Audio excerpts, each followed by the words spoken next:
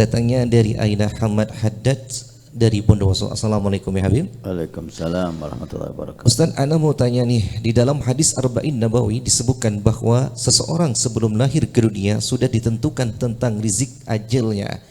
Dia termasuk orang yang beruntung atau orang yang rugi? Pertanyaan Al-Fakir adalah, apakah takdir seseorang itu bisa dirubah selain daripada kematian, katanya Ustaz? Bismillahirrahmanirrahim. Takdir itu ada dua, takdir mu'allak dan takdir mubram. Takdir mu'allak, takdir yang ada di catatan malaikat. Takdir mubram, takdir yang ada di lauhil mahfud, di ilmu Allah subhanahu wa ta'ala. Takdir mubram tidak bisa berubah. Itulah ketetapan Allah subhanahu wa ta'ala yang akan terjadi di dunia dan di akhirat. Takdir mu'allak itu bisa berubah menyesuaikan takdir mubram, ya. Ini yang pertama. Sebelumnya kita membahas, ketahuilah bahwa membahas tentang takdir ini sangat luas sekali. Dan para salihin dari sahabat Nabi Muhammad sampai kepada ulama kita di akhir zaman ini, mereka tidak menghimbau untuk membahas terlalu dalam dari takdir. Imani takdir. Bismillah walhamdulillah wal khair wasyar bimasyiatillah. Dengan menyebut nama Allah dan bersyukur kepada Allah, kebaikan dan kejelekan semuanya telah ditakdirkan oleh Allah subhanahu wa ta'ala. Baik. Takdir yang ada di lembaran malaikat, catatan malaikat yang dinamakan tadi takdir mu'allak, ini bisa berubah menyesuaikan takdir yang mubram dengan hikmah ilahiyah. Contoh, jika seseorang rezekinya ditulis di situ umpamanya 1 juta, kemudian padahal di lauhil di ummul kitab itu rezekinya 2 juta. Kenapa di sini 1 juta? Kok enggak sesuai dengan yang di sana? Hikmah ilahiyah. Allah akan menambah ini sesuai dengan yang di ummul kitab karena amal solehnya. Nabi bersabda, man sarahu an yatula fi umrih wa yubarik fi rizqi falyabir walideh wal yasir rahimah. Siapa yang ingin umurnya bertambah berkah dan rezekinya bertambah banyak, maka hendaknya berbakti sama orang tua dan menyambung silaturahmi. 1 juta ini yang tercatat di lembaran malaikat. Ketika dia silaturahmi, ketika dia berbakti sama orang tua, maka 1 juta ini ditambah 1 juta lagi menjadi 2 juta. Seakan-akan ini semua karena baktinya sama orang tua, karena silaturahminya, padahal ini untuk menyesuaikan yang di ummul kitab. Hikmah ilahiyah. Sulit untuk kita pahami secara menyeluruh karena ini aturan Allah subhanahu wa ta'ala dan kita hamba tidak diberi oleh Allah kemampuan untuk memahami semuanya dengan terperinci. Demikian juga usia. Di laut, mungkin di catatan malaikat umurnya umpamanya umurnya 40 tahun. Tapi di lauhil mahfuz umurnya 60 tahun. Kok enggak sama? Mana yang benar? Mana yang akan terjadi? Yang akan terjadi di ummul kitab. Yang 60 itu. Loh ini 40 gimana? Ada hikmah ilahiyah nanti di sini. 40 ini akan bertambah sampai 60 dengan amal solehnya. Dia bakti sama orang tua, dia menyambung silaturahmi sehingga umurnya bertambah sampai 60 tahun sesuai yang di ummul kitab. Semua takdir seperti itu. Semua takdir seperti itu. Maka kita sebagai hamba ma yas'una illa imtithal amrillah wa taslim bi qada'illah.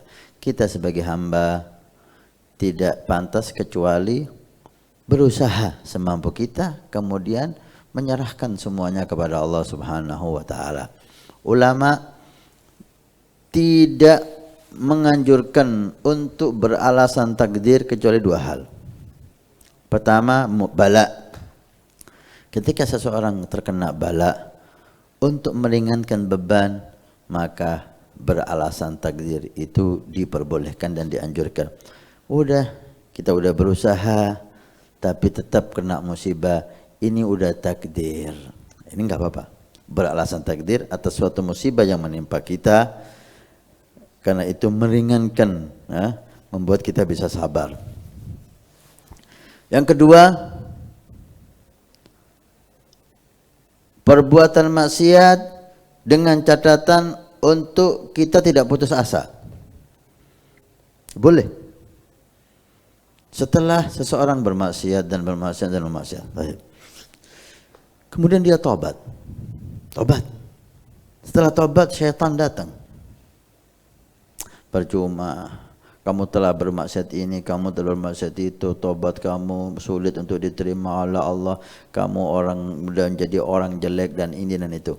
Maka diperbolehkan di situ untuk beralasan takdir. Setelah tobat, ini maksiat sudah dicatat oleh Allah sebelum saya lahir.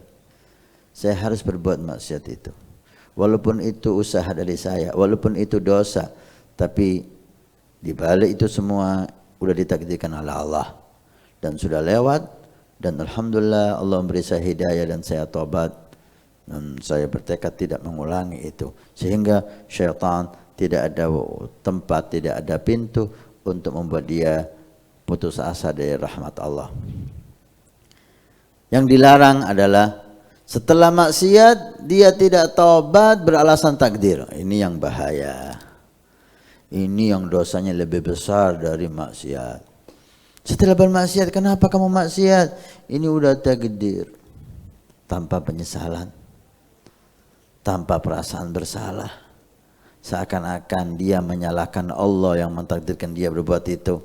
Seakan-akan dia berbuat itu dengan terpaksa, padahal dia nggak mau maksiat, tapi Allah memaksa dia untuk maksiat.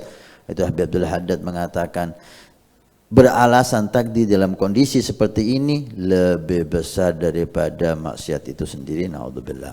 Oleh karena itu, hendaknya kita berusaha untuk menjadi orang baik. Anda ingin masuk surga, berusahalah untuk menjadi orang yang pantas masuk surga, ibadah, ta'ah, jauh dari maksiat. Anda ingin kaya, bekerja. Nanti takdirnya apa setelah Anda kerja? Itulah takdir Anda. Jangan Anda nggak bekerja dengan alasan kalau saya takdirnya kaya, saya akan kaya. Kalau saya takdirnya miskin, walaupun saya kerja tetap saya miskin. Bukan seperti itu yang dianjurkan oleh Allah. Kerja kamu, kemudian hasilnya serahkan sama Allah. Wa idza azamta fatawakkal 'ala Allah. Kalau sudah selesai ngatur, sudah selesai kamu rencanakan, udah tawakal, udah bismillahirrahmanirrahim. Hasilnya apa? Itulah takdir Allah Subhanahu wa taala. Akhir. Nabi bersabda, "Man bana masjidan banallahu baitan fil jannah."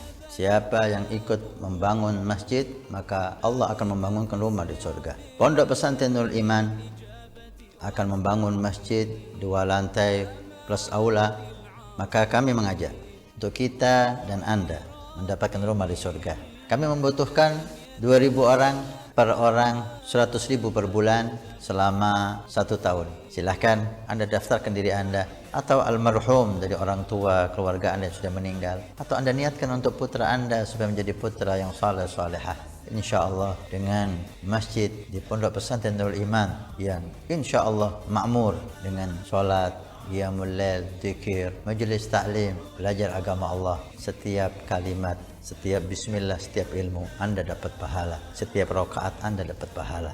Hani'an lana wa hani'an lakum kalau kita punya rumah di surga Allah. Mudah-mudahan Allah mencatat kita sebagai hamba yang punya rumah di surga.